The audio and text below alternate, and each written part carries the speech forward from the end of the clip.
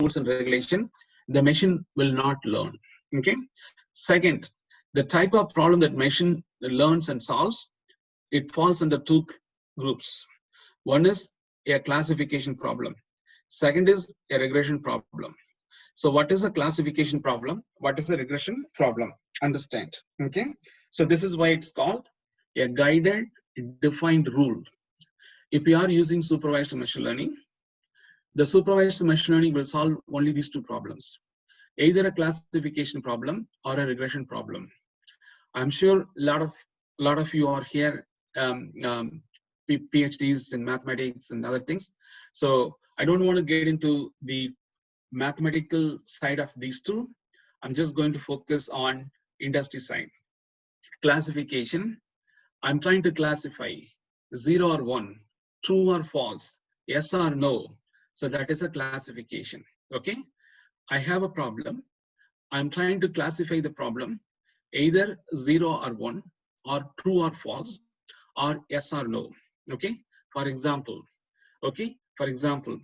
out of this 100 plus students, participants, okay, whether the participants are listening the class or not. Okay, yes or no. Yes, this participant, Dr. Rangasamy, is he listening the class, yes or no? Okay, so that is a classification problem. Whether Dr. Rangasamy is going to pass the quiz or fail the quiz, that is yes or no. Yes, he will pass. No, he will fail. Okay, so whether Dr. Rangasamy is going to submit his assignment on time or not. You see, the problem that what we are trying to predict or solve, it has a binary answer, yes or no, 0 or 1, true or false. So if we have a problem in that type of category, so those problems are classification problem. Another example, whether a customer is going to churn or not. Okay, whether a customer is going to churn or not. So in this case, we have 1 million customer. Out of the 1 million customer, which customer is going to churn out? When they're going to churn out? Why they're going to churn out? So that is a classification problem. So yes, this customer is going to churn out. Okay, that's a classification. So whether the given customer is going to churn out or not, yes, true or false, correct? So like this. Okay, is this a place for, like, buying flight ticket? Yes, this is a place to buy a flight ticket. Correct? You see the answers. So when you have a problem and the answer for the problem is going to fall under either yes or no, or true or false, or 0 or 1, such problems are classification problem. Supervised machine learning solves that kind of problem. The second is regression. So how much Dr. Rangasamy making as a salary? So his salary could be 75 lakhs to 1 crore. You see the range? So that is what regression. So regression is not 0 or 1, true or false, yes or no. It's a range of value. Okay, it's a range of value. So what would be a grade of the students who's attending this class? Between A and B, or between C and A, correct? So it could be any one of this one. I'm very sure no one is going to get D, no one is going to get F grade. Either A or B or C, that's the range of value. What time the students are expected to arrive? Between 9:30 to 10:30. Okay, so these are all range of value. These are all range of value. So that is basically a regression problem. Okay, a regression problem. So the supervised machine learning solves these type of problems, either a classification or a regression problem. So what are some of the model that we can implement? Okay, what are some of the model that we can implement under supervised machine learning? One is linear regression, decision tree, random forest, logistic regression, etc. So these are all some of the examples. There is more into it. There is more into it. Okay, there is more into it. So you also have to understand the models are nothing but statistical modeling technique. Okay, these are the different statistical modeling technique I'm going to apply on data. So you know how a decision tree works. You know how a random forest works. Okay, so if the problem is simple enough, I can use a decision tree. If the problem is a little complex, then I may use a random forest. Why? A forest is bigger than a tree, correct? Forest is bigger than a tree. In a forest, you have a lot of trees, okay? So that means the accuracy could be much higher when you use random forest compared to decision tree. Like this, you have to pick and choose the model that what you want to implement, okay?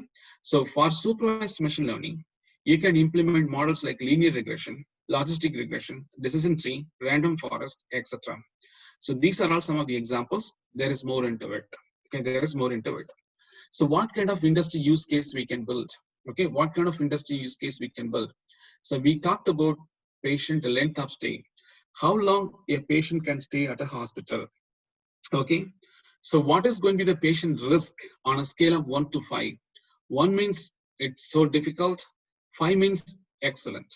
Okay, so that is the scale. So it could be 3.5.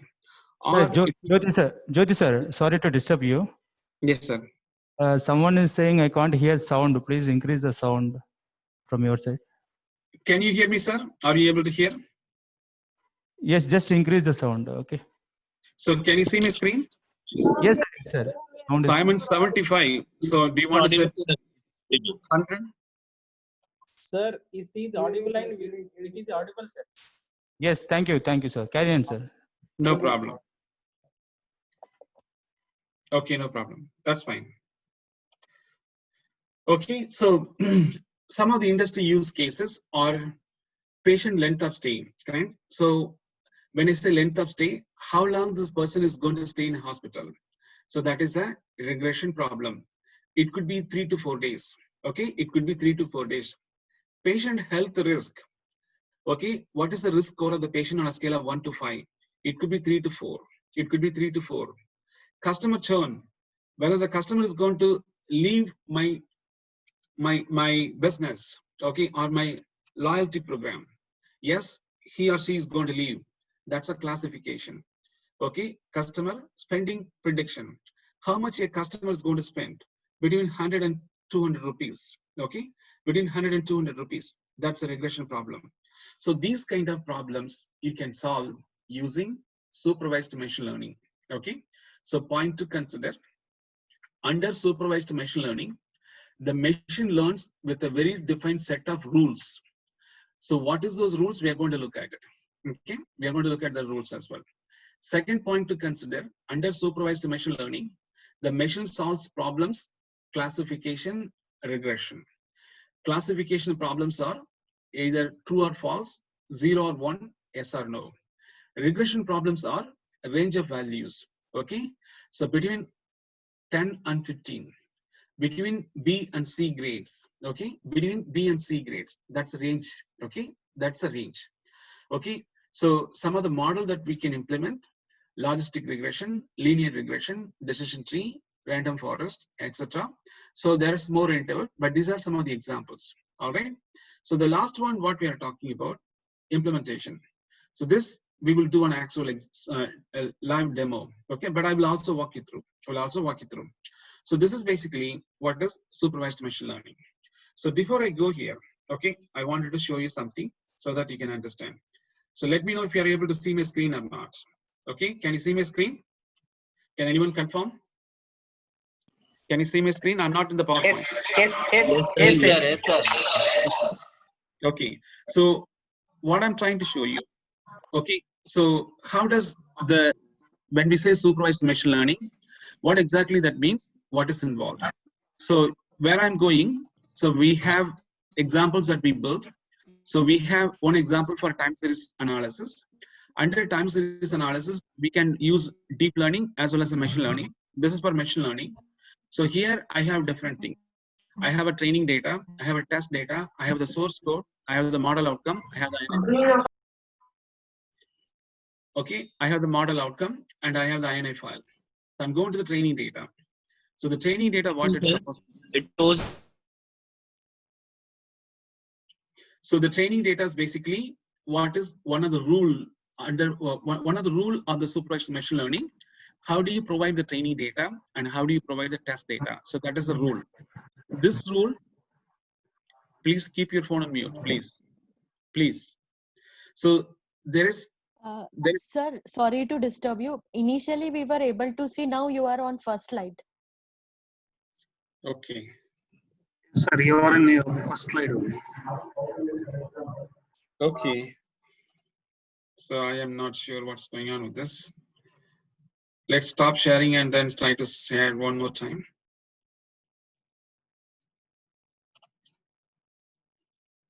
So screen. What do you see now? Can you see now? Yes, sir. Now it is. Train Okay. data. All right, that's Yes, fine. sir. Okay, that's fine. That's fine. That's fine. So I told the supervised machine learning. Under supervised machine learning, the machine learns based on a strictly defined rules. So one of the rule, how do you define your training data? I'm going to the actual training data folder. So what is this example? So we have an example for time series forecasting. So when I go to time series forecasting, we implement this using deep learning as well as a machine learning. So this is machine learning. Here I have different things. One is a source code, a task data, training data, an INI5 model. So this we will cover later. This is my training data. I'm trying to open the training data. So let me open the training data so that you can look at, understand what the rules are. Okay. So this is my training data. Okay. If you see the training data, what is that I'm trying to predict? Or what is it I'm trying to do? The quantity and SKU that I'm going to sell. Okay. So this is the column I'm going to use. You see this one? So this is basically what it is. It's called labels. It's called labels. So the training data, what we provide under supervised machine learning should have a label. Okay, this is labels. So this is basically labels, what we call. So this must have to be in the data set. That's one of the rule. Okay. So that's what I'm talking right now.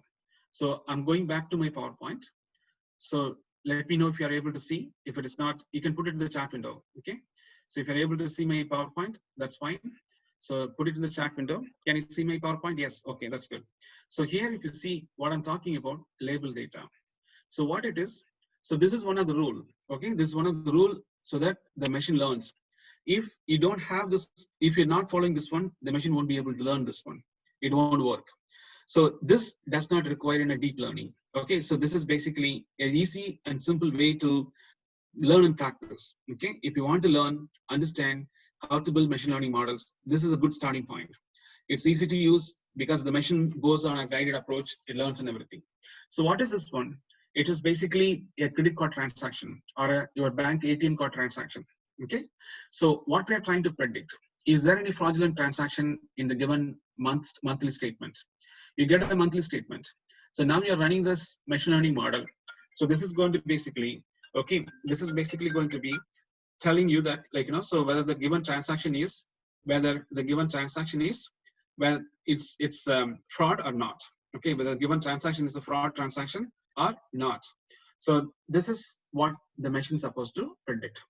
To predict this one, okay, to predict this one, the machine need to be trained. Okay, the machine need to be trained.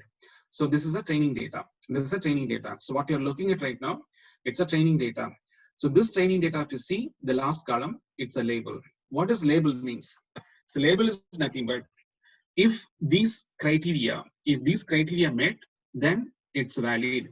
If these criteria are meeting, then it is valid. If this criteria doesn't meet, then it is not a valid transaction.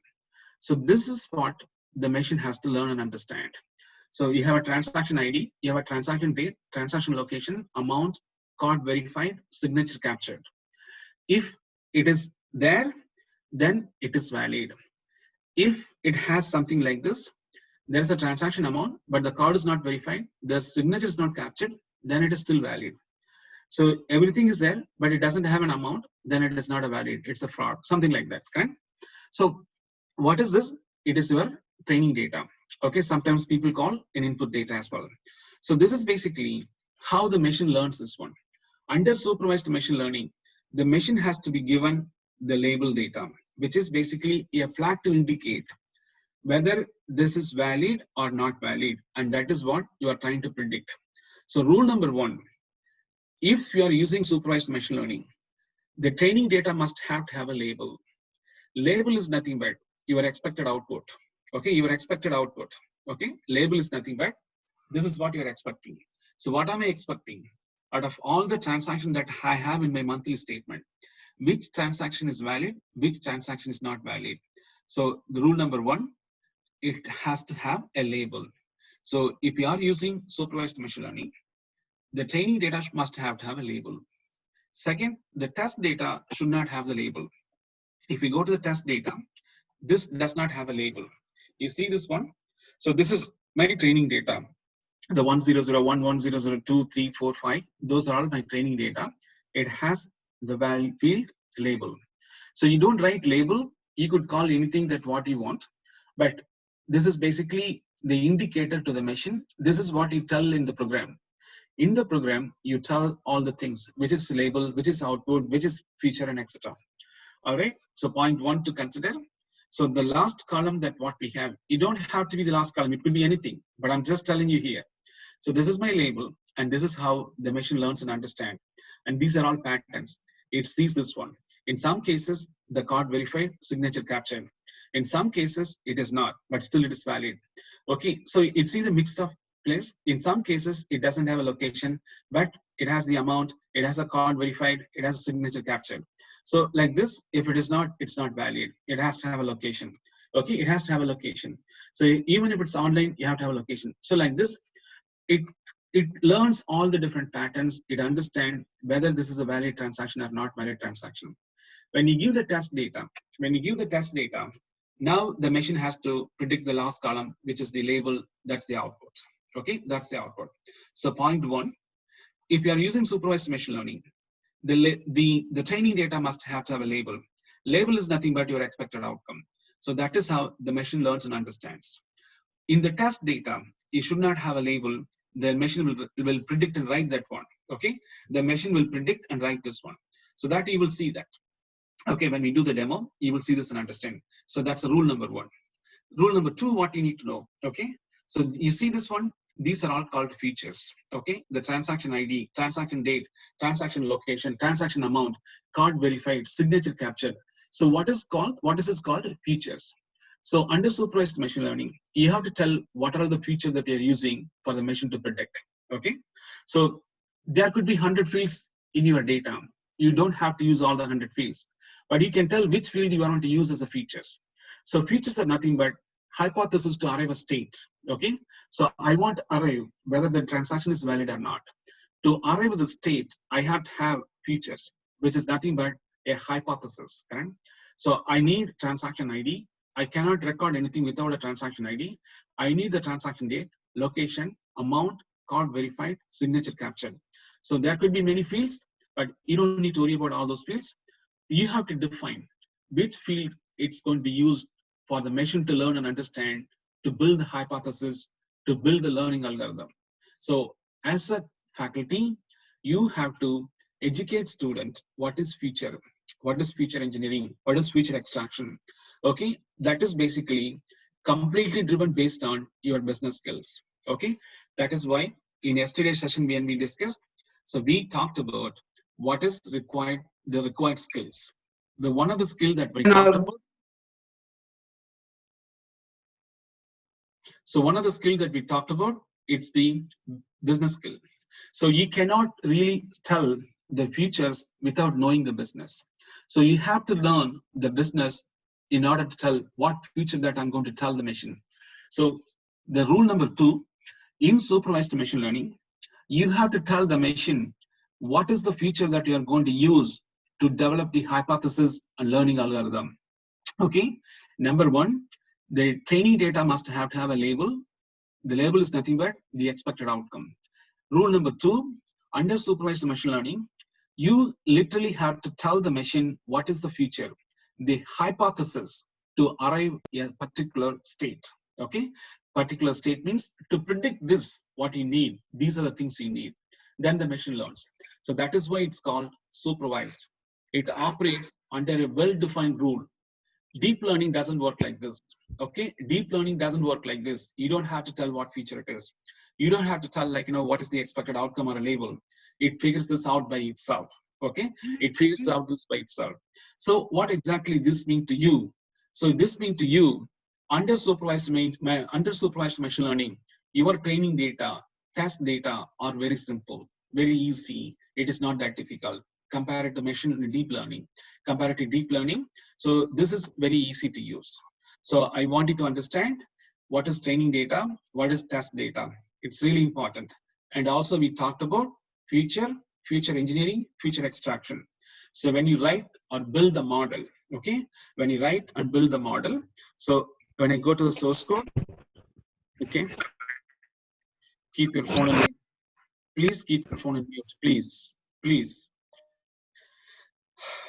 Okay, so you see here, region, country, city, state, customer, product, family, this, that. So these are my features. I'm telling the machine, correct?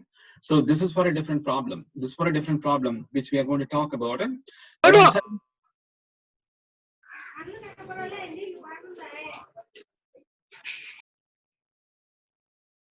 So if you look at here, so this is what I'm telling to the machine, okay? I'm telling the machine what is the feature the machine should use to solve this problem, okay? Solve this problem. Features are nothing but a hypothesis to solve a problem, a hypothesis to solve a problem. And that is what the machine uses to build the learning algorithm, All right, let's move on. So we understood what's the training data. We understood what's the test data. We understood the rules that required for a supervised machine learning. The training data must have to have a label. The training data must have to have the outcome, which is basically both are same. So second, in the supervised machine learning, you have to tell the machine what are the features that you're using so that the machine learns based on the future that what you are telling. Features are nothing but a hypothesis to solve these problems, a hypothesis to solve the problem. Here, what is the problem? We are given in a given credit card statement, monthly statement, I want to run a predictive model which predicts and tells me which transactions are valid, which transactions are not valid. Okay, just an example, that's it. All right.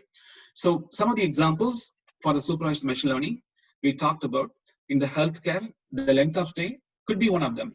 Readmission rate, discharge rate, behavioral pattern, value-based care, pay for performance. Okay? So these are some of the examples. Again, I'm repeating, to define the feature, to define the expected outcome, you truly have to understand the business. Okay? If it is not, it's just an abstract. It has nothing to do on the industry side. On a consumer side, whether the customer is going to buy the product or not, that's a predictive model. Okay, so which customer is going to buy the product? Buying frequency, how often they will buy. Spending power, how much they can spend. Whether he or she is going to churn out. What is the sentiment? Okay, so these are all some of the things that what we could do for using supervised machine learning. Okay, using supervised machine learning. So when you do an example, you will understand. Let's move on. Okay. The next is unsupervised machine learning. Okay, so the name itself tells here I don't have any guided approach. That means I don't have to tell. Okay, one point that I forgot to tell you. So the supervised machine learning must have to have a target. Okay, it has to predict. It has to do something. Okay, the supervised machine learning must have to produce an outcome. Okay, must have to produce an outcome. So when you come to unsupervised machine learning, you don't have to predict, you don't have to produce an outcome, okay? You don't have to produce an outcome. So there is no expected outcome for unsupervised machine learning. And second, the training data don't have to have a label, okay? The unsupervised machine learning, under unsupervised machine learning, you don't have to provide a label or an expected outcome in the training data, okay? You could see that. So when you go here, so this is my training data. I don't have a label. I don't have a label. I don't have a label here, right? You see this one? So then what it does, okay? So the supervised machine learning, I have to have a label, which is the expected outcome in the training data. When it comes to unsupervised machine learning, I don't have to have the label. There's no expected outcome. If no expected outcome, then what kind of problem this solves? Understand that, okay? So the point to consider, the machine learns under supervised learning. It learns based on a defined rules. Under unsupervised machine learning, the machine doesn't learn a defined set of rules or with an expected targeted outcome. There's no target, there's no outcome in unsupervised machine learning. So in unsupervised machine learning, there's no target, expected outcome. Okay, so all right. So here, what kind of problem we are solving? We are solving about clustering, association, and then the anomaly detection. Okay, so these are the kind of problems we are solving under unsupervised machine learning. What is clustering? Finding similarity and group them together. Finding similarity and group them together. Association, matching. Okay, so take one record and try to see where it matches. Okay, try one record and try to see where it matches. Okay, so these are the kind of problems we solve using unsupervised machine learning. Unsupervised machine learning, it's not for classification, it's not for regression. In classification, you must have to have an answer, yes or no, true or false, 0 or 1. If it's a regression, you must have to have a range of value. When it comes to unsupervised, we are doing clustering. Clustering is not yes or no. Clustering is not true or false. In a cluster, you don't know how many people are there or how many things are there. Correct? You don't know that. So that is why you don't have any expected outcome. That is why you don't have any expected outcome. So under unsupervised machine learning, the machine basically learns without any guided approach. That means no labels, okay? No expected outcome. It does not have to have an expected outcome. So what kind of problem it solves? Clustering problem, association problem. So what are the different models that we could use? So the model that we can typically use here, K-mean clustering, K nearest neighbor, dimensionality reduction, some of those models what you're seeing here, okay? So these are some of the models. These are all examples. There is more into it, okay? I'm not saying only this, okay? So the good starting point, you can start implementing K-means clustering, okay? You can start implementing K-means clustering, then you learn this one. So if it is not producing an outcome, okay? So what we talked about, a supervised machine learning, okay? So how much salary for Dr. Rangasamy? So Dr. Rangasamy is getting paid 70 lakhs to 1 crore, okay? So what is that? That's a regression. That's a range. So what is that? It's a supervised machine learning. All right. Whether Dr. Rangasamy is going to pass or fail. So that's the classification. Yes, pass, no, fail. Okay. So that means it's a classification. So is Dr. Rangasamy listening to the class? Yes or no? Okay. So in that case, it's the classification. Yes, he's listening. No, he's not listening. So those are all classification. Then here we are talking about a clustering. What does this means? So we have a class. In the class, we have about 168 participants. Out of 168 participants, how many participants from computer science department?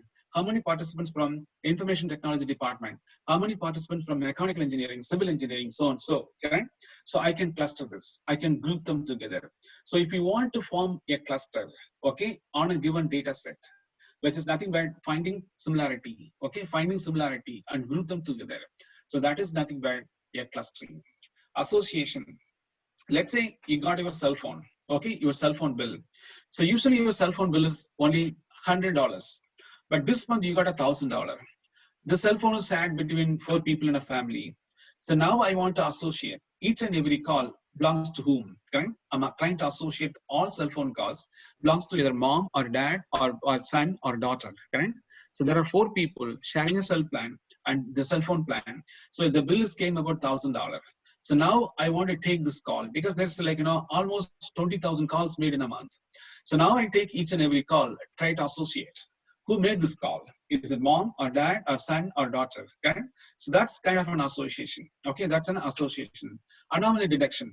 So I have my credit card statement. I never spent like, $1,000 in this particular store.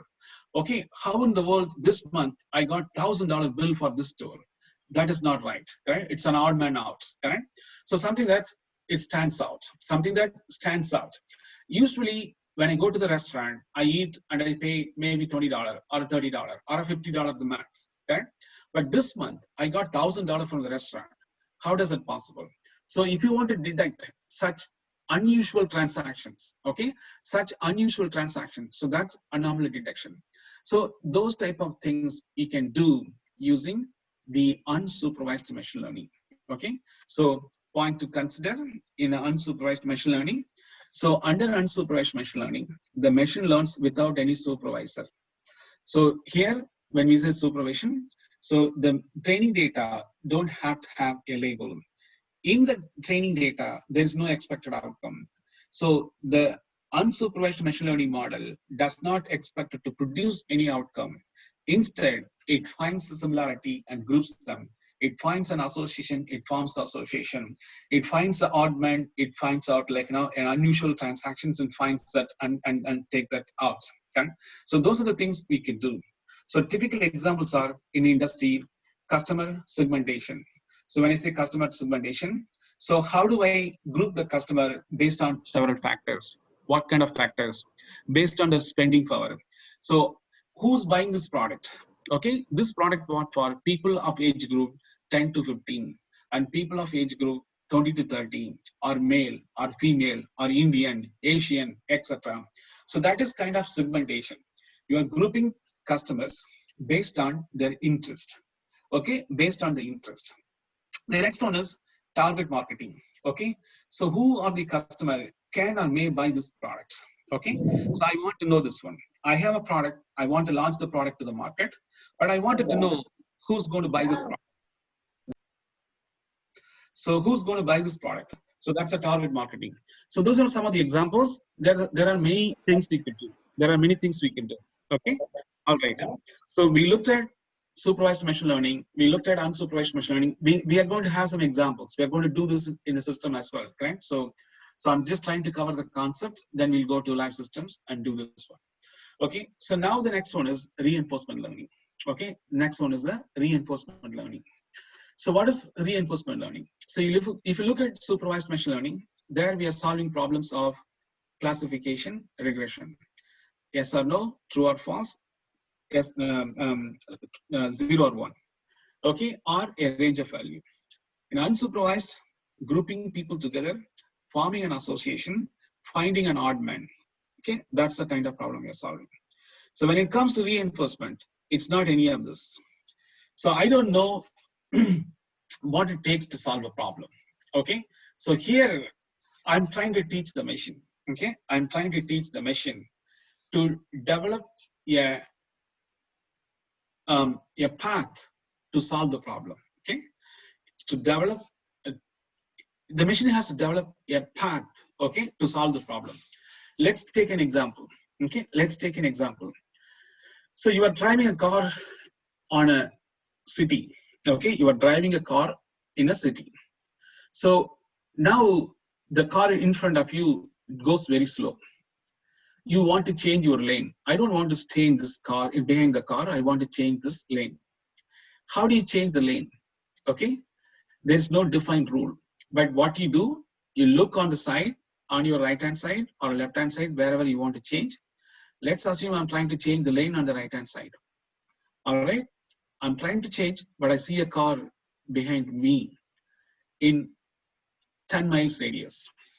10 miles radius, it's good. I'm going to make a change. All right. So that is one attempt. I am able to successfully change the lane. Second, so again, I have the same problem.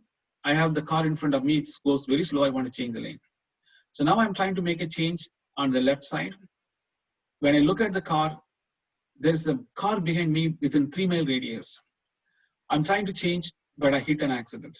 Okay, I hit an accident. So what happened here?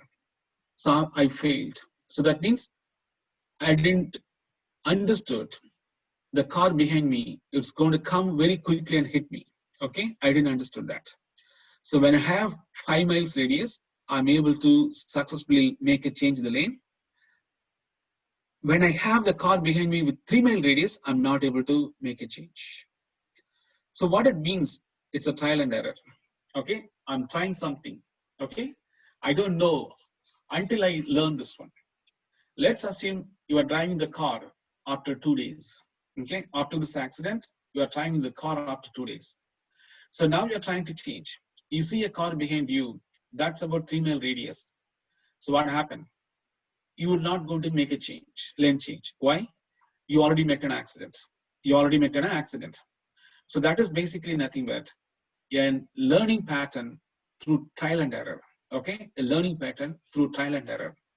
So I decided to not change because the car is very close. It's within 3 mile radius. I'm not going to change. So the car is passed. Now I'm looking for to change the lane. The second car, which is behind me, that's about 5 mile radius. I'm making a change. I'm able to make a change successfully. So what does this machine learns in this one? A hypothesis to solve a problem. Okay, what is that you learned as a human? Okay, you as a human learned that within 5 mile radius, I'm able to successfully make a change lane. Within 3 miles radius, I'm not able to make a change. So that means I would not make a change to the lane when the car behind me within 3 mile radius. So here, how did I learn? It's a trial and error. It's a trial and error. It's a trial and error. So under reinforcement learning, there is no specific approach, okay? Whether it's a classification or a regression or a clustering or association, etc. It could be any problem you can solve, okay? It could be any problem you can solve, but only thing is you have to build a hypothesis. How do you build the hypothesis? The hypothesis is nothing but the learning algorithm. To solve any problem, you have to build a learning algorithm. How do you build this learning algorithm? As I explained to you, you are a new driver, you are driving a car, your job is to change the lane. When you want to change the lane, so what you learned, only you can make a change the lane when the car is behind you in 5 mile radius. That is what you learned. When you're trying to make a change within 3 mile radius, you met an accident. So since you don't have any rules, you didn't follow the rules, you don't understand the rules, you attempt to make in 3 mile, within 3 mile radius, you got into accident. So that is basically in a learning that you learned. You never ever want to change the lane within 3 miles. You will always want to change the lane within 5 miles. So this is basically a trial and error learning process. So coming to reinforcement learning, okay? Under the reinforcement learning, we can solve any problem, okay? Absolutely solve any problem, but you have to train the machine to solve those problems. So what does that mean? You have no hypothesis, okay? There's no defined rules, okay? When I say defined rule, so I wanted to basically predict whether it's going to happen or not. It's not that. I wanted to predict what is going to be the price. It is not that. I wanted to form a cluster or an association or an anomaly. None. So here, a general problem that I want to solve, okay? The best example that I told you so that you could easily understand. So in a self-driving car, lane change. In a self-driving car, lane change. So how do we make a change in the lane? So here, there are certain things you need to understand. What you need to understand in order to build a reinforcement learning model. So you have to have an agent, you have to have an environment, an action, and a positive score, negative score. So what is an agent?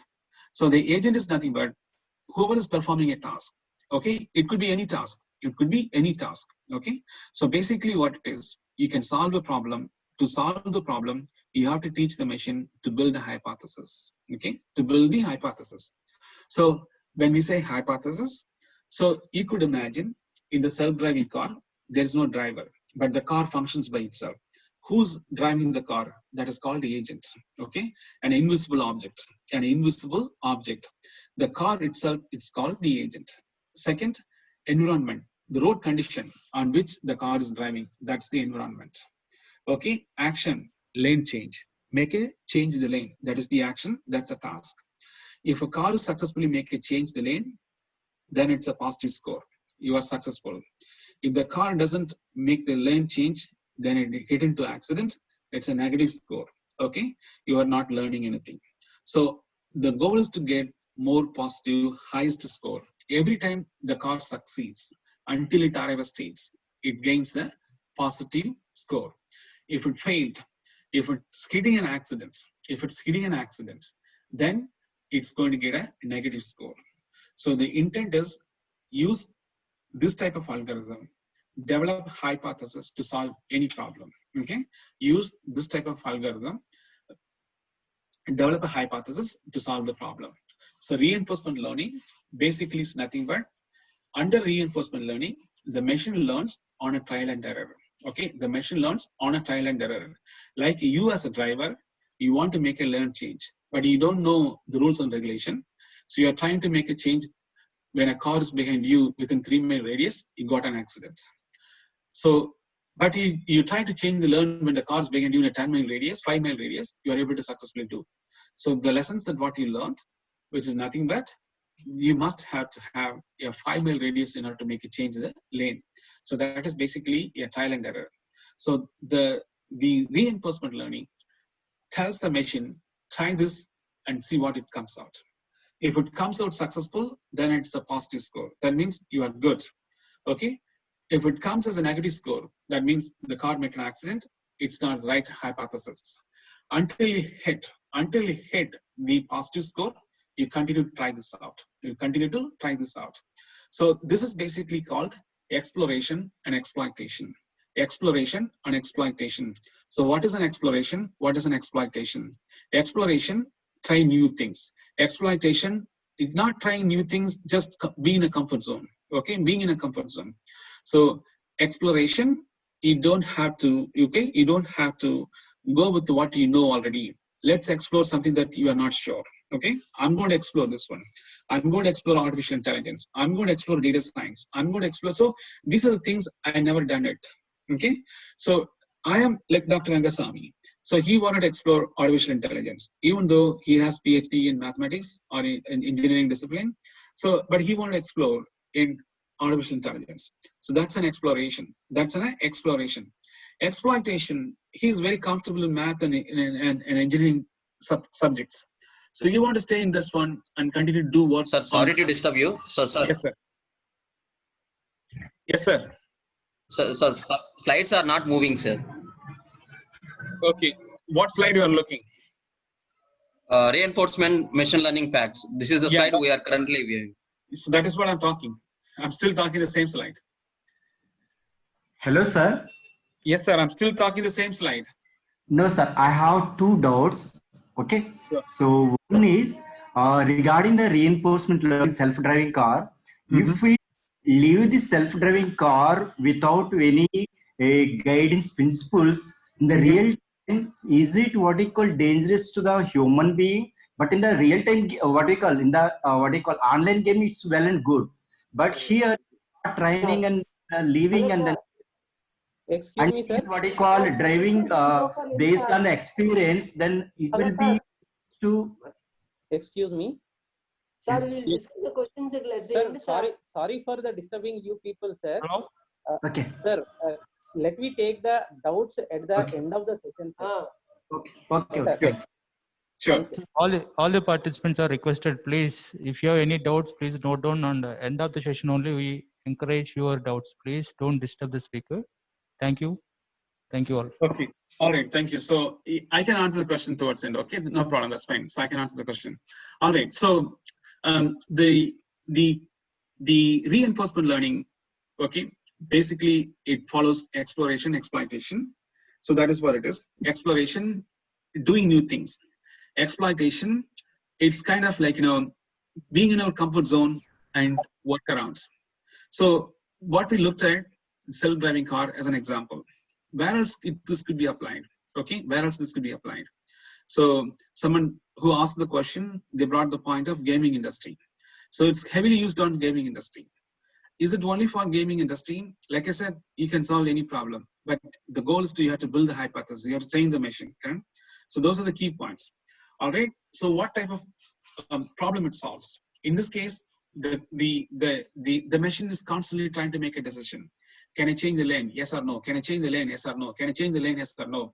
So how much car is coming behind me? Like this. So it's constantly looking and trying to make a decision. Okay. So what are the list of models that we can use? We can use Q-learning. We can use deep Q-learning. Okay. So some of these models could be used, but it's just not only limited to this one. Okay. It could be anything. It can be anything. So this is basically like, so what it is, correct? So the best example could be a personalized news recommendation. So what kind of news someone can like. Sir, hello? Sorry to disturb you, sir. Slide is not changing, sir. Still it is in reinforcement learning only.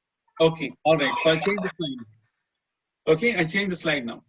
All right. So what we discussed so far, we talked about three things: supervised machine learning, unsupervised machine learning, reinforcement learning. So now, how do we implement this? So in order to implement this one, we need data. Okay, we need data and we need problems. So let's understand what are the different type of data we may involve. We may involve in this type of implementation, correct? So what kind of data we may involve in this type of data? So I hope you are clear on those three areas. I do have some assignments. I will send the question to the organizer. He will send the question to you. So I just basically I wanted to give some examples, correct? So in each of those machine learning, when supervised, unsupervised, and reinforcement learning. So I wanted to give some examples with industry focus, not generic statements, correct? With industry focus. So I will give you the industry.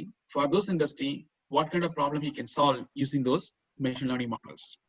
All right, now I'm ready to implement. So how do I implement this one?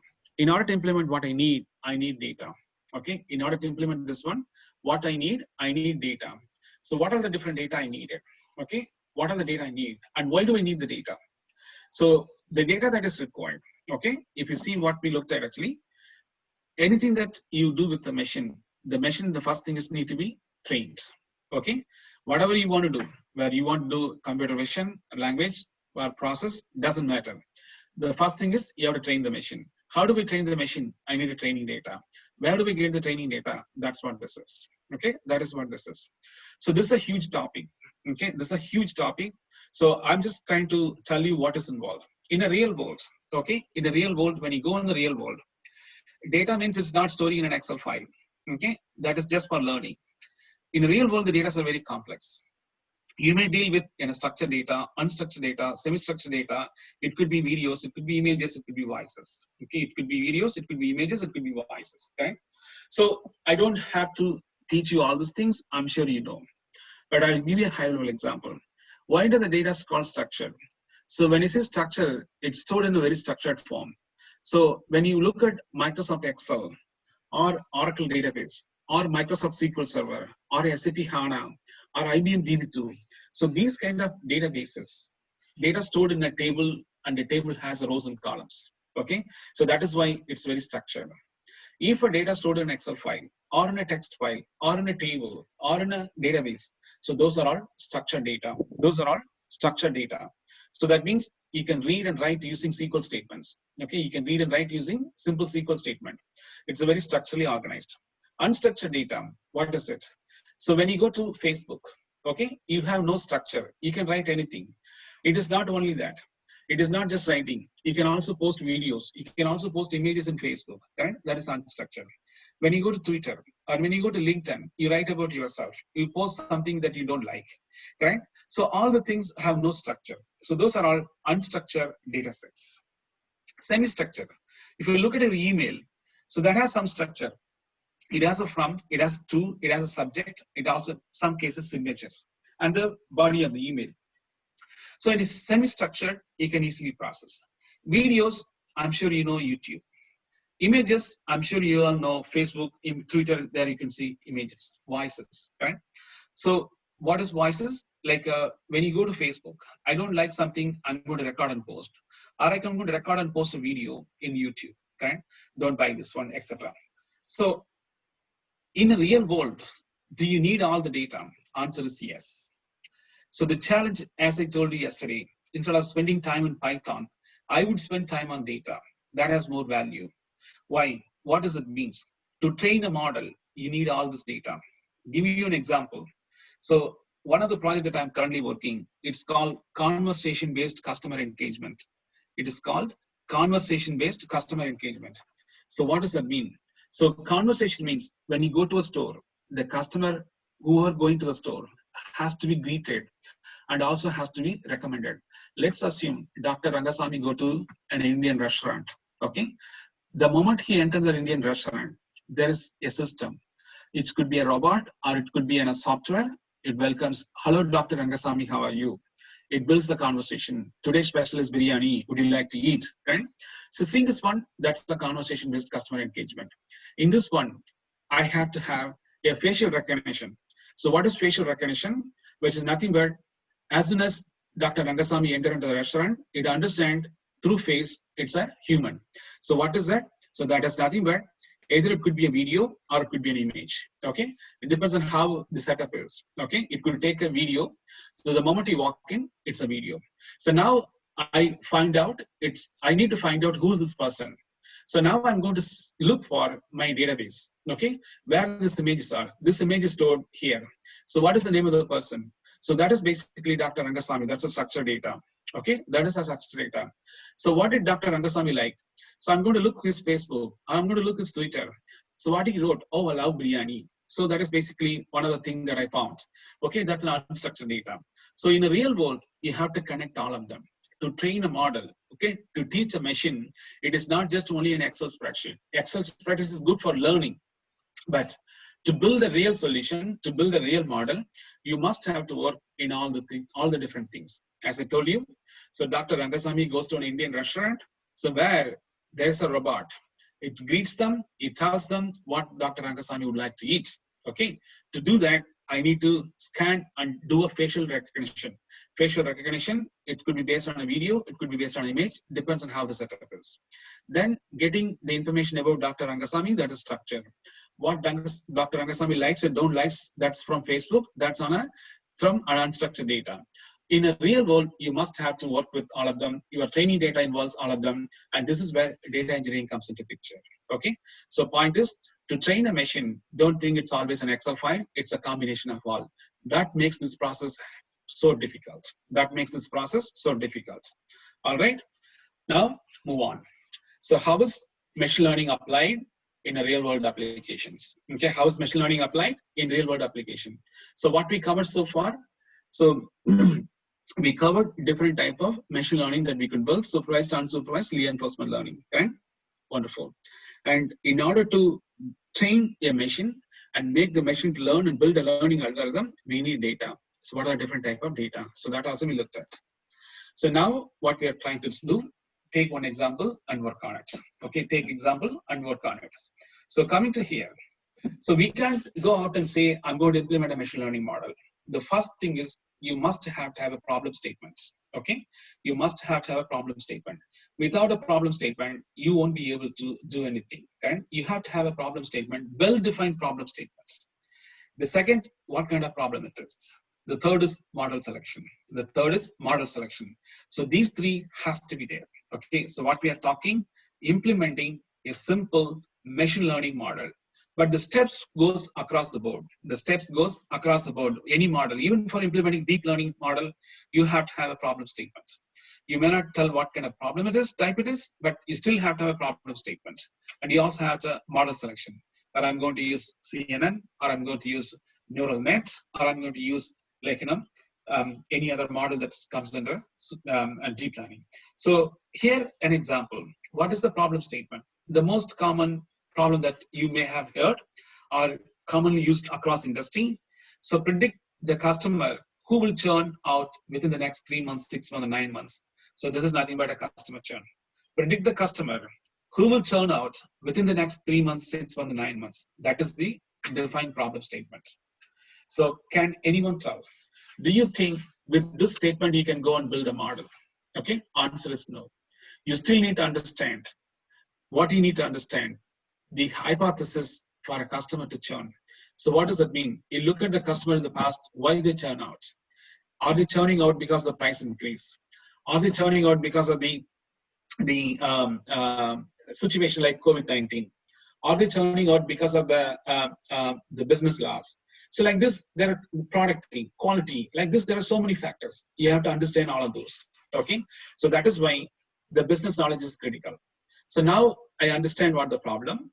So the business is asking us to predict, develop a predictive model, machine learning predictive model, which will predict which customer is going to churn out and when they're going to churn out, why. So who's going to churn, when they're going to churn, why are they going to churn. So what kind of problem this is? I'm sure you all know this is yes or no, true or false. Okay, it's a classification problem. So it is simple supervised machine learning. So what model I can use in this case? I can use either a logistic regression or a decision tree or a random forest. I can use all three. So can I use all three? Can anyone tell? Okay, you can put it in the chat window. So can I use all three? If such, why? So what I'm asking you, so under model selection, in this case, I have put logistic regression, decision tree, random forest. You don't have to speak, put it in the chat window. I'm looking at the chat window. So which model to use? Can I use all three? If I'm using all three, why am I using all three? Okay. So my question to you, under model selection, I have logistic regression, decision tree, random forest. These are all simple supervised machine learning. So I'm saying to solve this problem, I can use one or two or all three. My question to you, why I may be able to use all three and what could be the reason? Any thoughts? Any thoughts? No, it's nothing to do with the data. This is nothing to do with the data. Okay. This has nothing to do with the data. No, sir, I really want to finish up. Okay, I want to wrap this up soon. So this is what you should explore. Okay, so in the real world, we build all three model. Why? So this is where the model accuracy, model confidence level comes into picture. It is not really based on the data. Okay, it is data has an impact on all the models. Okay, data has an impact on all the models. Correct? Exactly. Someone told higher accuracy. Exactly. Correct. Mr. Ganesh Muruganandam. Okay, so he said that higher accuracy. So the prediction accuracy, we want to see which models performs well. Okay, so on a given data sets, when you run all three model, is random forest performs well, decision tree performs well, logistic regression performs well. So I wanted to basically have a higher prediction accuracy. There are two things. So the reason you are running multiple models, in our case, we ran multiple models. Why we ran multiple models? Two reasons. One is the accuracy. Second is confidence level. What is the accuracy? 99.9%. What is the confidence? 100% confident. I'm 100% confident. Correct? So it is not just running the model. Keep in mind, correct? It is not just running the model. People want you to prove this is at what confidence level it tells you, and also the accuracy. And each and every field has a weightage. Correct? Keep in mind. So in order to arrive this confidence level, the features what we identified, each feature has a role to play. Okay, what I'm talking, you see, so we talked about the training data. Okay, so we talked about the training data. Hold on one second. So the training data, in the training data, what we discussed about the features. Okay, 1 second. So this is the training data. So if you see here in the training data, okay, I have, these are all features. So in a real world, if you go out and say, yes, this customer is going to turn out, they're not going to listen to you. You have to tell on what confidence level. That is part of the model exercise. So the model will tell the probability of something that occurs. What is the confidence level? What is accuracy? The second business wanted to know each and every feature. Okay, each and every feature. If my confidence level is 99.9%, in the 99.9%, the card verified what value it carries. Signature, what value it carries. That is also important. That is also important. What do you call that? That is called future weightage. Okay, to arrive 99.9% confidence level, each of the feature has a role to play, and those are all nothing but field weightage. You must have to produce this one. So if you simply go out and say, oh, this person is going to churn, this is not going to happen, no one is going to accept this one. So you have to basically give all this explanation. So the explanation one, it is nothing but you have to tell under what confidence level I'm saying this customer is going to churn, and what is my accuracy, and what is the weightage of the feature that I'm using. It's extremely critical. Why? So they use the weightage. Okay, the customer is churning out because product quality. So that means there is a problem in our product quality. We have to improve this one, or we have to find what it is. And the second could be the customer is going to churn out because the price. Okay, so one customer could be quality, one customer could be product, the price. So how do you know this one? That is one, the weightage. Okay, the future weightage is going to determine. So point is, you have to consider all the factors in order to choose the best model. So best model selection is not just randomly picking something. Okay, it is not randomly picking. For training purpose, learning purpose, yes, you can do. But what you have to understand, if you want to make a note, please make a note. Every feature must have to have a weightage. Okay, every feature. So I hope you understand what this feature means. Okay? So the field that in the data set, you have a field. So those are the field that you're going to use to predict something. Each field has a weightage. Okay, so that will come to your probability. Okay? So let's say you are saying a customer A, okay, customer John is going to be turn out. So when a customer is going to turn out, and what is your confidence level and accuracy? So the confidence level is 99.9%. So under the 99.9% confidence level and accuracy, what is the value of each of the field? So that should add up to 99.9%. That's the weightage. Okay. So each one will have a weightage. The highest weightage is what I'm going to focus on. The highest weightage in this case, for John, it's a price. For Lisa, it is not a price, it's quality. For Michael, it is not price, it is not quality, it is not price, it is not quality, it is the customer feedback, the customer handling, the customer service. Correct? So customer service. So like this, every customer will have different weightage. You have to plan this one. So in order to arrive all the things, I have to play with different models. So that is why it's called data science. That is why it's called data science. You apply science on data and arrive a state. Which model performs well? Anyway, so this is how you start your work. Define a problem statement, find out the problem type, then do a model selection.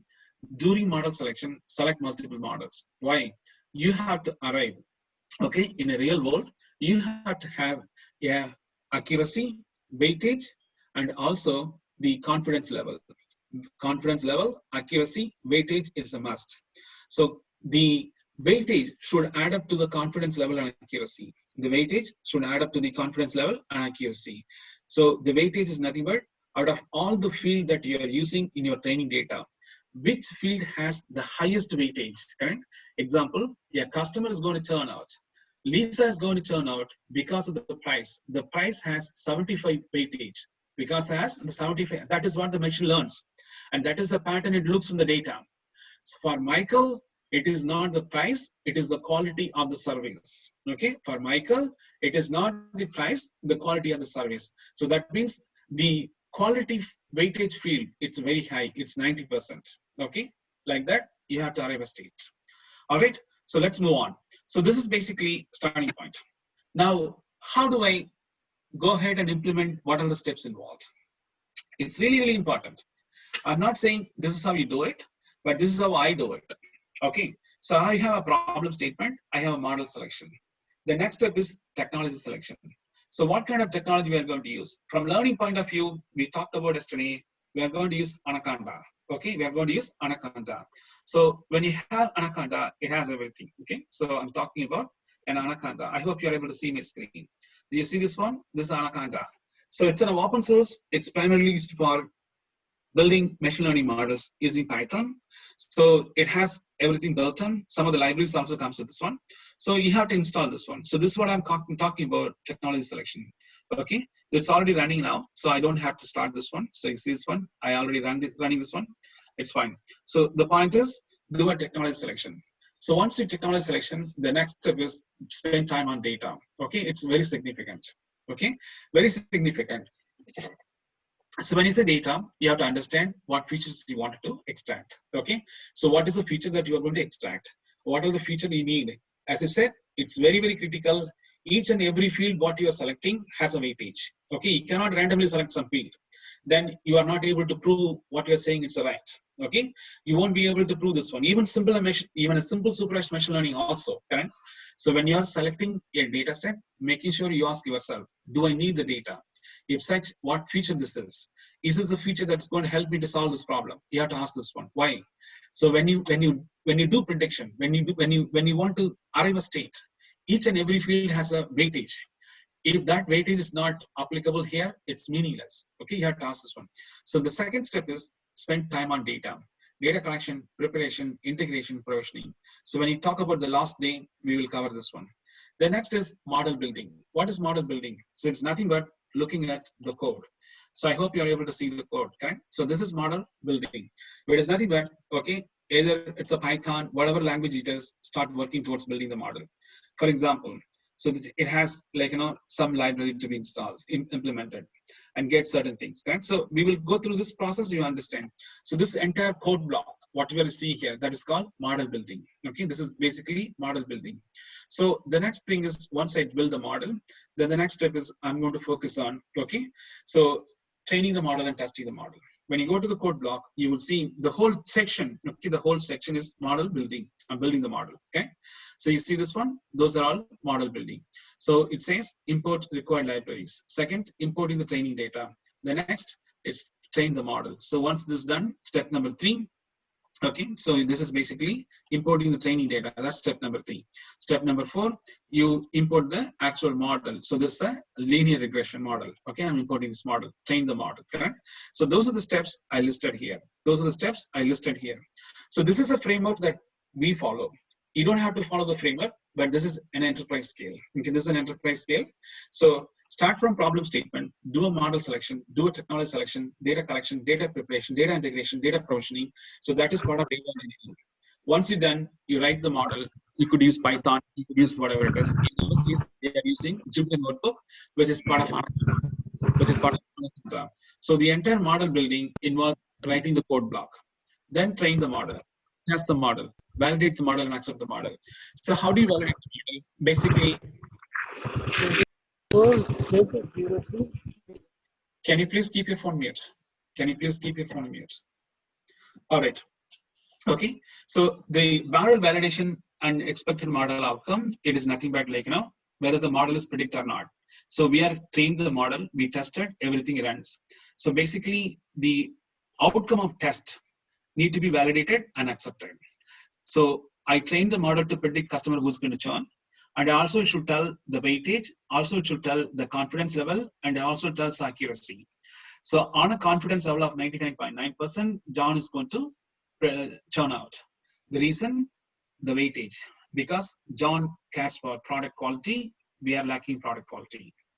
On a confidence level of 98.99, Lisa is going to churn out in the month of January of 2021 because she doesn't happy with the product cost increase. So what is the product cost increase? That is nothing but the actual weightage of the field. You validate all of those. You have to verify all of those things. So what you verify? Accuracy, confidence level, weightage. Once you agree on that, then deploy in production. So once you deploy in the production, basically you continue to monitor through any data visualization like a dashboard or something of that kind. Then based on how the model performs, you fine tune, retrain, retest, redeploy. It's a cyclic process. It continues by itself. So this is how you do model work. Okay, this is how you do model work. So again, I'm saying this is something that we follow. You don't have to follow this one, but it works well. All right. So what we discussed, so we understood where do we start? Problem statement, problem type, model selection, then the entire steps that's involved. Okay, so this is just a high level architecture, ignore this one. So there are some other terminologies used. I will try to see if I can cover this as well as the other topic. I'm just taking the time, 1 second. So it is 11 o'clock. Okay. This I will keep it. So there are some basic things you have to understand. What is model? You should know. What is model training, model testing? You need to know. What is learning algorithm, model outcome, model validation, model analysis, model pipeline. So all these things you will be doing in the programmatically. So before you go and start writing programs, you should know these things. Okay? So I'm thinking this will take some time for me to cover since I need to cover the Python. So I'm going to focus on that. Then maybe this I will cover tomorrow along with the examples. Okay? So after this, we'll be directly moving on to the actual problem to be implemented. See this one? So this is basically the problem we want to implement. Time series data analysis. Yeah, predictive analytics applied in planning, budgeting, forecasting. That's the actual example that we are going to look at. Okay, so let me go back. So as I talked about it, so today we are focusing on two things. Okay, so one is basically the machine learning applied, that part. Second, advanced Python. Okay, so I do wanted to spend some time here. Then I will hand over to my colleague Durga Prasad. So he will do the lab work. So I need some time to cover this one. So because that's also a lot of topic to be covered. So I'm going to focus on the other topic in the machine learning applied. I'll be covering tomorrow morning. Okay. So let me start from here. So in Python, okay, like I said, if you look at the amount of time that you spend on Python, okay, the amount of time that you are spending on Python, it's going to be very minimal. It's not too much time. So where you will spend time, if you look at all the things that what we have. So we talked yesterday, if you look at our yesterday, we have business, we have data, we have so if I put some basic framework, okay, so where we will be spending time, okay, where we will be spending time. If you look at time spent, okay, time spent in ML model development, okay, in ML model development. So where do we spend time? So if you look at business problem, okay, so the first one is business problem. So business problem, that is one thing. Second is data engineering, okay, or data. The next is model engineering, okay. Next is model engineering. Then the next part is basically once the model is done, you do the compute, okay. So basically computing. Okay, so this is where Python comes into picture. Okay, so Python comes into picture. So if you see the time that you spent, okay, let's assume it's 100 hours. Okay, let's assume it's 100 hours. So we are going to spend 100 hours to build the machine learning model. So the problem is customer churn. Okay, so problem is, okay, customer churn. What problem you're solving? Customer churn. So that's the problem you're solving. To solve this problem, I need 100 hours. So how many hours I will be spending here? So roughly 20 to 25% you will be spending here. Okay, roughly. So here you will be spending 45 to 60% of your time. Depends on where you fall at. So this could be, so 15 to 20, 25%, depends on how good you are. It could be 20 or 25%. Okay, it could be 20 or 25%. All right, Python, okay, same thing, somewhere between 15 to 20%. So the time that where you spend, you can see, like I said, it's all based on experience. Okay, all based on experience. The amount of time that you spend is quite significant in data engineering. Okay, quite significant data engineering. We do need Python, but it's not quite significant. The time is not quite significant. Anyway, so we wanted to cover some of those Python thing as well. So what we are talking about, advanced Python with an assumption. Okay, with an assumption. So I believe Dr. Oble yesterday covered Python and he taught you basics. With an assumption of that, we want to move to advanced Python. Okay, we want to move to advanced Python. So in advanced Python, what is that we are going to focus on? So we are going to focus on, there are key focus areas. In this case, it's going to be the NumPy, Pandas, MATLABLib, SciPy. Okay, so these are the core libraries we are going to use. Okay, we are going to use. As I said, I'm making an assumption. The assumption is you already know the basic Python. You already know the basic Python. So we have to only talk about special libraries, NumPy, Pandas, MATLABLib, SciPy. All right. So what is NumPy? So basically, if you want to store data, either in an array or in a list, correct? How do we store and process large amount of data? Okay, in a multi-dimensional array. So why? We talked about providing training data, test data. Like I said, in a real world, you have an image, you have a video, you have a voice, you have structured data. You have to store them in a different arrays, then combine them together to provide a training data. So don't think training data comes from a file. Don't think training data comes in a table. It could be anywhere. It could be anywhere. The machine has to understand it. It's like you as a human, you are watching TV, okay? You are watching YouTube. At the same time, you are also doing something, correct? You are also doing something. The something could be writing into a, like in an email, etc. So like this, when you look at in a real world examples, data could be any form.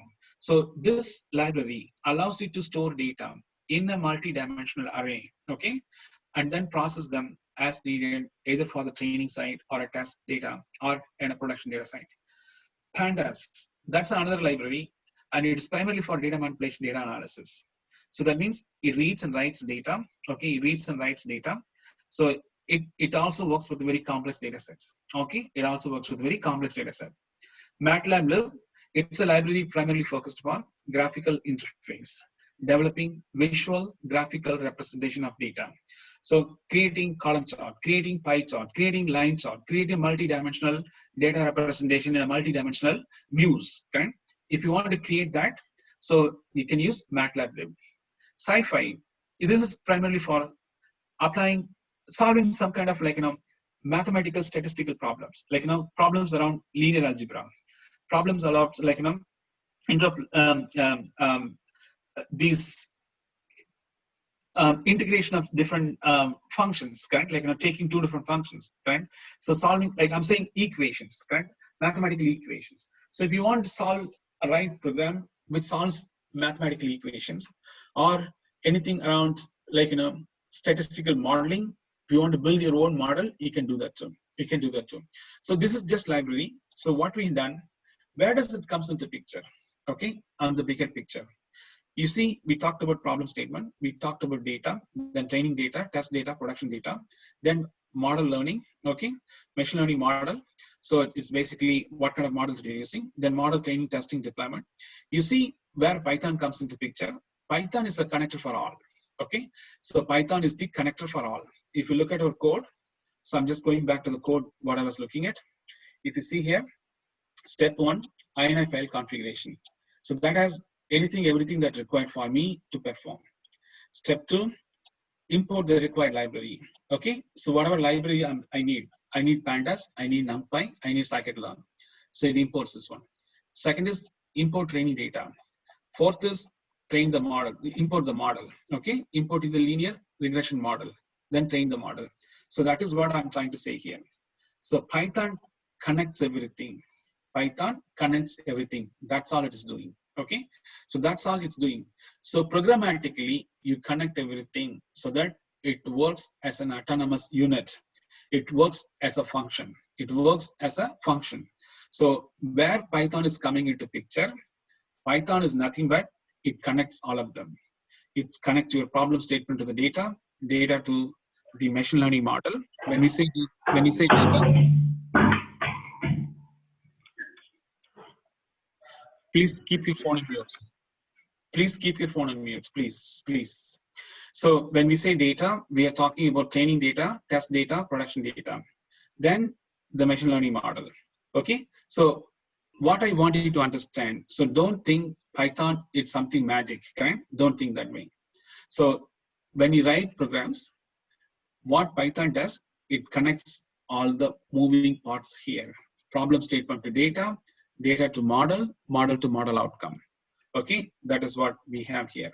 Okay, so it starts from an INI file configuration that's set up. Then it imports the required library. Then it imports the training data. Then it imports the model. Okay, so what model we are implementing? Linear regression. Then it imports the training data. Then test the model, writes the model outcome. Okay, run the forecast, write the model outcome. So that is exactly what I'm talking about. Using Python, you are connecting all the dots. Using Python, you are connecting all the dots. That's all it's doing. So as long as if you understand, you don't have to spend too much time in this one. Okay, you don't have to spend too much time in Python. So it takes care of everything. All right. So what we have done, so this is what Durga is going to focus on. So we have put examples. Okay, we have put examples. So I'm changing my presentation. So I hope you are able to see. In case if you are not, you please let me know. So what we have done, so we created examples under faculty development program. You see day 1, day 2, day 3, day 4, day 5, etc. INI file.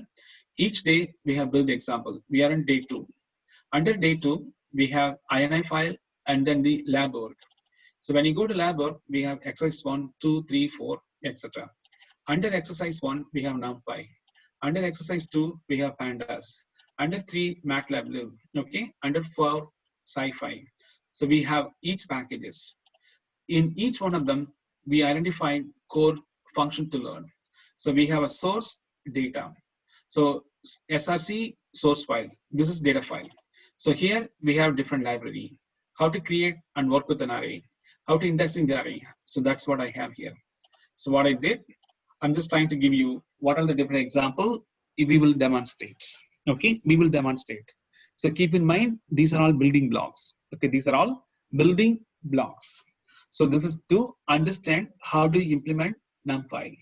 So program 1, and Durga is going to educate you in the lab. He's going to run through all the examples. Okay, so all the whatever you see here. So see this one.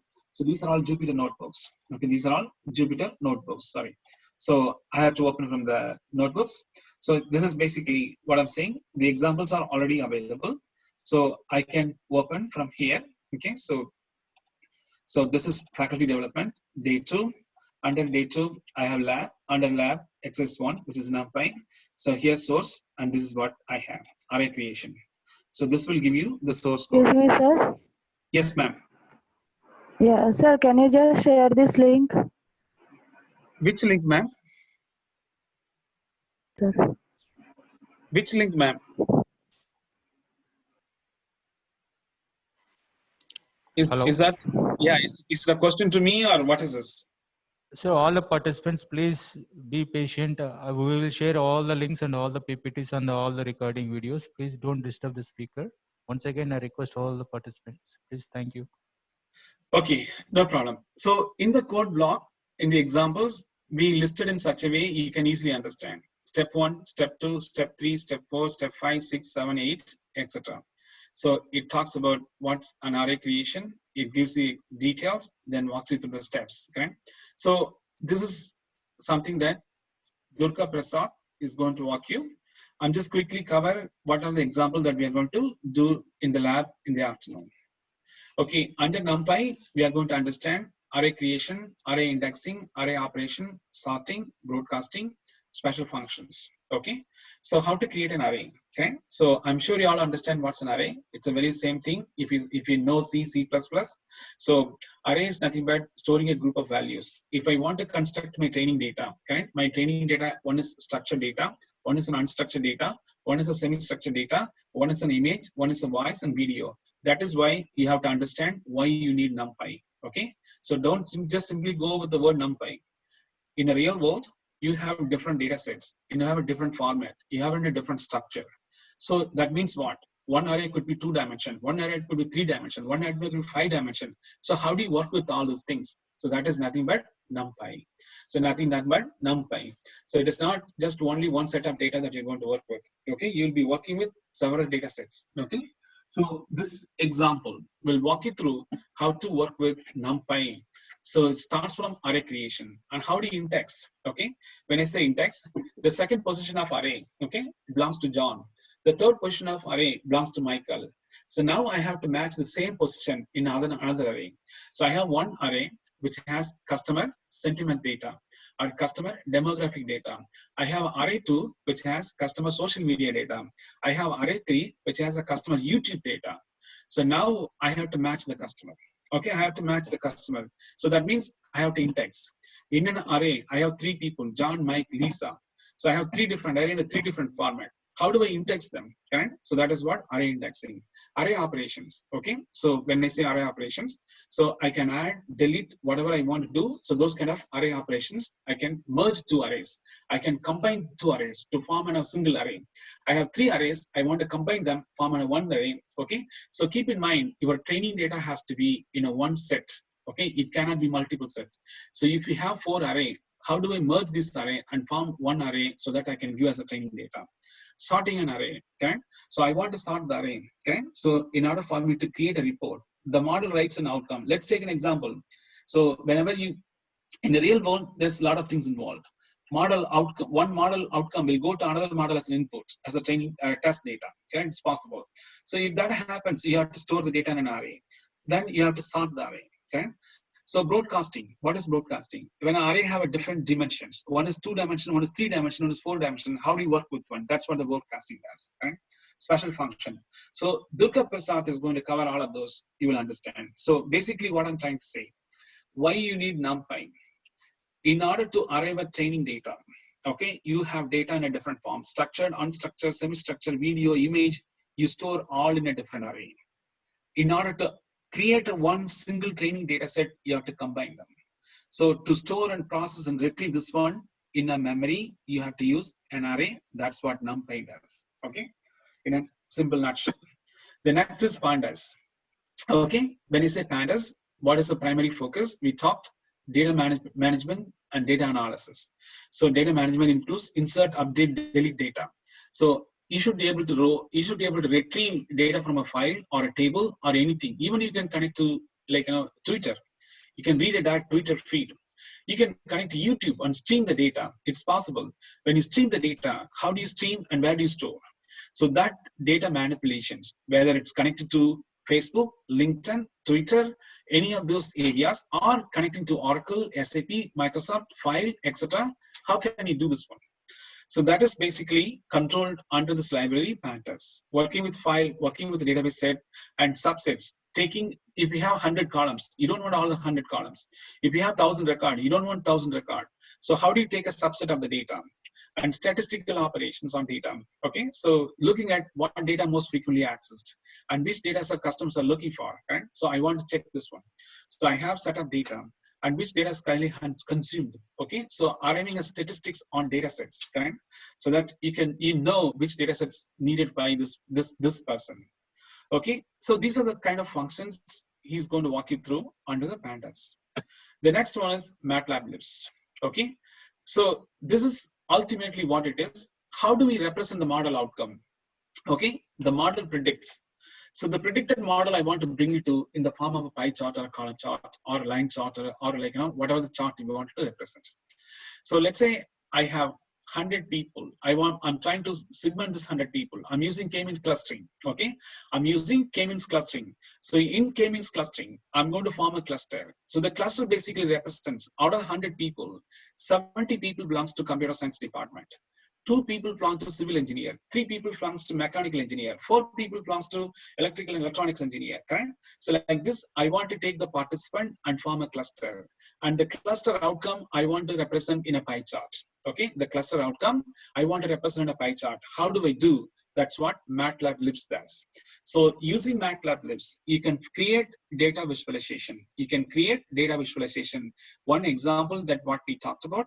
So if we have 200 participants in the class, out of 200 participants, I want to know which participant from what department. So to do that, what I have to do, I have to basically build a pie chart. Okay, build a pie chart. So these kind of chart. So he's going to show you, we have all these examples in the lab. Okay, he's going to show you how to create this one. So this is also one of the most important library. What it means, how do you take your model outcome and show to the user? Okay, how do you take your model outcome and show to the user? So in order to bring that live, you have to use MATLAB Libs. Okay, you have to use MATLAB Libs. So there's a line chart, column chart, bar chart, pie chart. As I told you, simple example. So we are taking all the participants and forming a cluster. Now the cluster outcome has to be represented in the form of pie charts. Okay, I have 200 participants. I want to know participant by department and represent in a pie chart. Okay, so form a cluster using K-means clustering. That's a model. Once the model predicts and gives you the outcome, so write the outcome, represent the outcome in the form of pie charts. All right. So last one, this is the SciPy. Okay, as I said, it's primarily for dealing with numerical analysis, building your own libraries and functions. Okay, building your own libraries and functions. So I want to write some mathematical equations in order to do some manipulation, data manipulation. Okay, so for that, I need some linear algebra functions. Okay, in that one, you will come this one. So some of these examples, he's going to walk you through. You will understand this one. Okay. So this is basically what I wanted to hear. So here, after Durga Prasad will take over, he'll walk you through. Please keep your phone on mute. Please keep your phone on mute, please.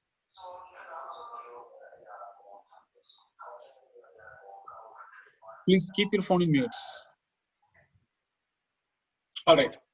So what the lab is going to look, the lab is going to look all these examples. Okay. What examples? As I explained.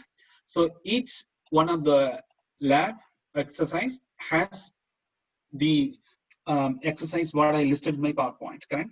So he's going to focus on starting from lab 1, exercise 1, which is NumPy. These are the examples he's going to walk you through. Creating array, indexing array, working with array operations, and sorting and broadcasting, etc. Same thing for the next one. In this case, the pandas. So pandas also have the same examples, what I shown in the PowerPoint. So working with files, working with the database, subsets of data, how do we subset data, statistical operation, which data accessed the most frequently, and which data has been consumed by the customers. So then, like, data frames, Python data frames, handling missing data, data quality, and any application that you want to build on this one. Okay. And the next one is MATLAB Libs. So that is also has the same example. So this is basically different type of chart you can build. Pie chart. So for each one, we have data. Okay, so it's not just like that. So we also have a data for you to understand. So we are using a sample data. So just not like simply showing you how to create this one. It also gives a business context. So these are all model predicted outcome. Okay, when the model outcomes comes, you see this one. These are all model outcome. We take the model outcome and represent them in the form of graphs. So what kind of graphs that you are representing? So either it could be pie chart or it could be simple bar chart, line chart, like, etc. So that's what this is exercise. Then the next one is SciPy. So this has, I would say, roughly around 20-25 examples. So this would help you to understand how to work with these libraries. So this is basically with an assumption you already know basic Python. Okay, basic Python. So this is a little bit advanced level. as I explained, where this is coming into picture. So this entire thing comes into picture here. Okay. So this is what connects everything. This is what connects everything. So using these libraries, you can extract data. Using these libraries, you can move data. You can take a subset of data. You see this one, forming training data, which is a subset of the data.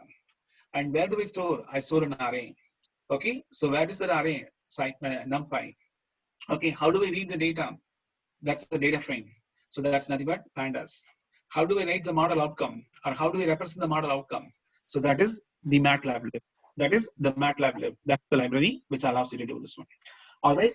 So I have 4 minutes. If you have any question, please ask me.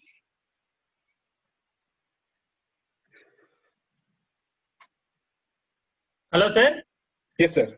Yes. Can you please just share that codes and PPTs for our reference? Sure. So Dr. Oblesh will be in touch with you. So he has access to all these things, and so he will definitely share with you. Okay, sir. Okay, sir. Thank you. No problem. Hello, sir. Yes, sir. Yeah, this is Dr. Somaya. As I already asked you in the midst of the presentation, Sure. right, self-driving car is learning and doing the things in the real-time environments. Would it be safe? So when it comes to safe ethics, there are a lot of unknowns at this point. So when we say safe, where the car is learning and how the car is getting trained and how the car is basically tested. So those are all, I would say, yes, safe environment, if that's what your question is, correct? So how the car is changing lanes and how the car is learns and understands what is the distance between the car behind this car. So all of those things are done by the people who's building the model. If you look at yesterday, we talked about different type of intelligence, narrow intelligence, general intelligence. So what I told each of the vendor, BMW and Infinity, so they are all building their own model. They are all trying to create in a safe, secure environment. Answer is yes. But until it is tested and proved, it won't be commercialized. If you notice, these companies are not commercializing. Only few companies like Tesla. So those are the companies that are making it live and then saying it's secure and safe. So it has to reach that level, but it will reach at this level.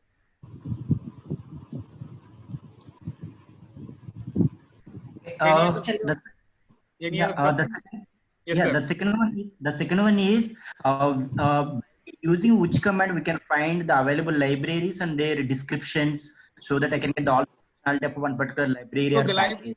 Finding libraries in Python or finding libraries for machine learning? Sir, finding libraries in the Python, sir. Sure. So that I will send it to you. We will send it to you.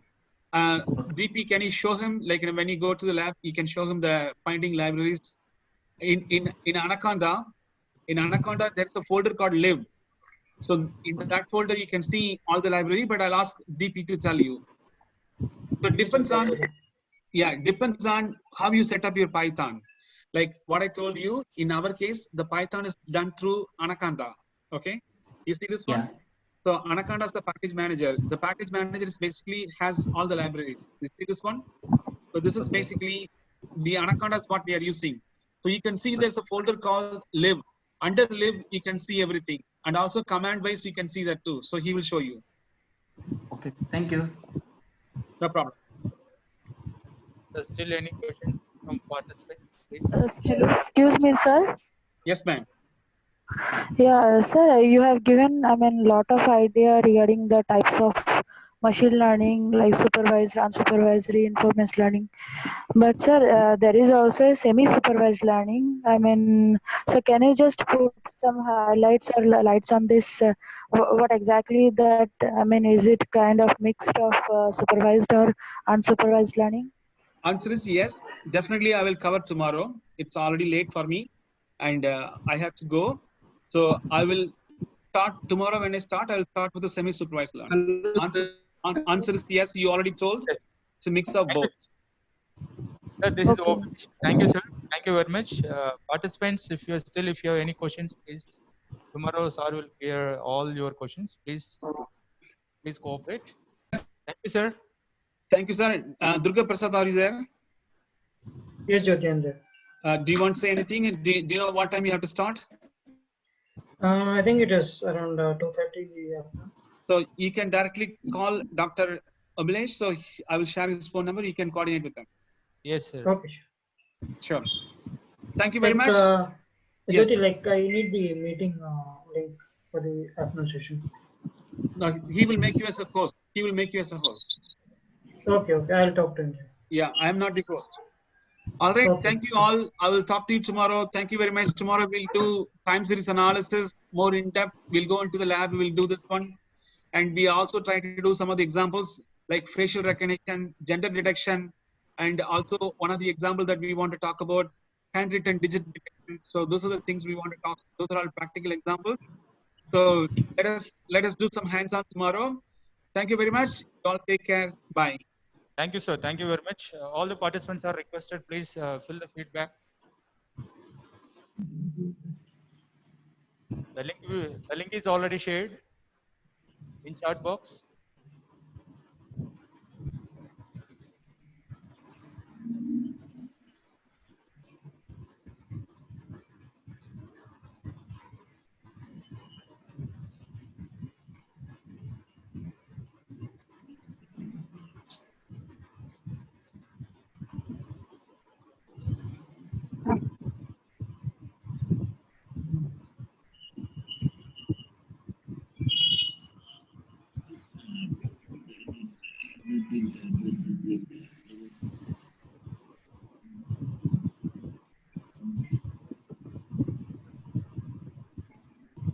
While filling feedback, any problems, please put a message in the box.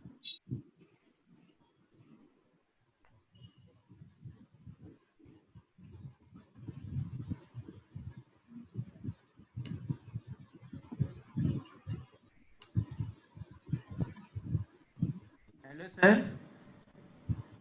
Yes, tell me. Yeah, next session starts at 2:30, right?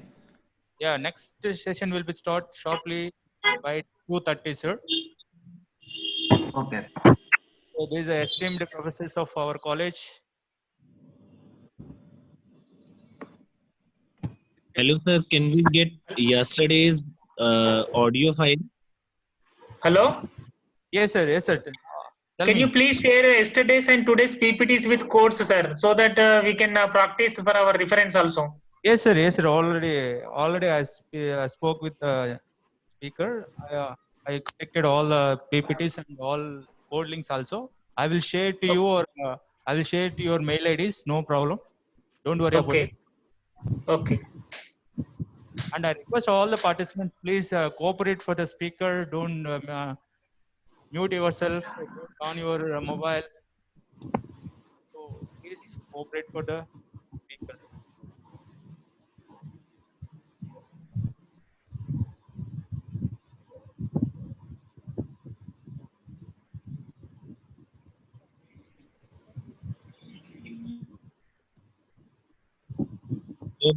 Sir? Yeah. Any doubts? Hello. Yeah. Tell me, sir. Yeah, I'm not Hello. able to find the feedback. At what time, sir, session started again? At 2:30, sir. 2:30. Okay. Right? Sir, every videos and PPTs you are sending to mail IDs. Yes, sir. For your mail IDs, I will send in short. Recording videos, everything. That recording videos also, sir. Recording videos also we are going to share, sir. Okay, thank you, sir. Thank you. We are sharing